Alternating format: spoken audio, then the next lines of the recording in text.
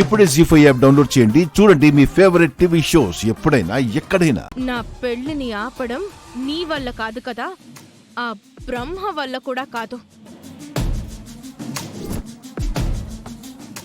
ఏదో ఒకటి మాట్లాడతావు కదా, మాట్లాడు.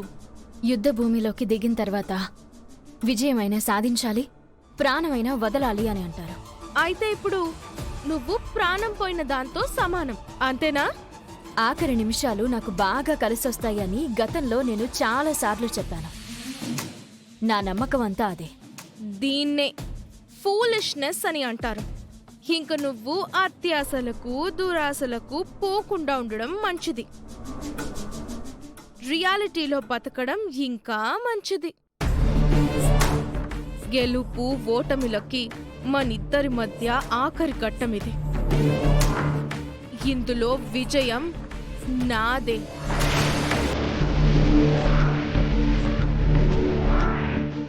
చూస్తూ ఉండు.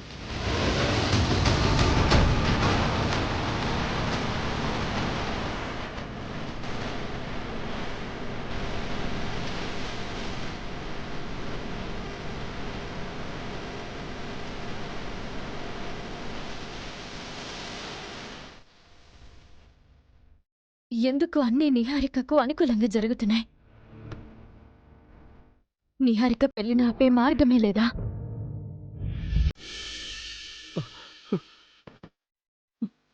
I love you, Niharika.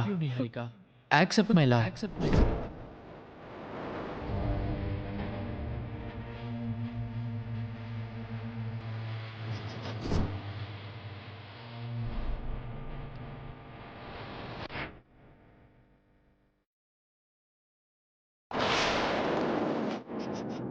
Niharika, నన్నెందుకు అవాయిడ్ చేస్తున్నావు?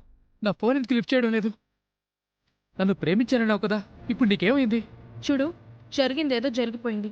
ఇక నన్ను మర్చిపో. ఇక నుంచి నీ దారి నీది, నా దారి నాది. నేను నిన్ను పెళ్లి చేసుకుంటాననే ఆశను పెట్టుకోవద్దు. నువ్వు లేకపోతే నేను చచ్చిపోతాను. ప్లీజ్ నిహారిక. చస్తే చావు. నిహారిక, నిహారిక, నిహారిక. ఆ రోజు ప్రీ వెడ్డింగ్ షూట్లో నేను కన్ఫ్యూజ్ అయ్యాను. అప్పుడు నా మెంటల్ కండిషన్ సరిగా లేకపోవడం వల్ల అలా జరిగింది. నిహారిక నా జీవితాన్ని నాశనం చేసేసింది. నిహారిక నాకు దక్కనప్పుడు మరెవరికి దక్కకూడదు.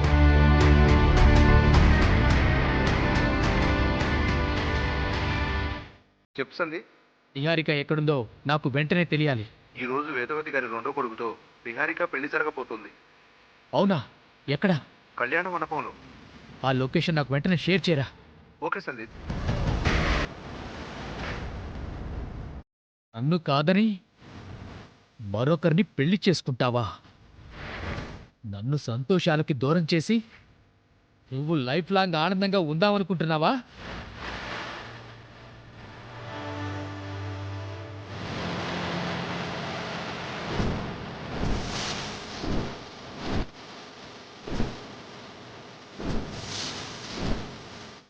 నా జీవితాన్ని బలి చేశావు. ఈరోజు నువ్వు దేనికి బలి కావాల్సిందే.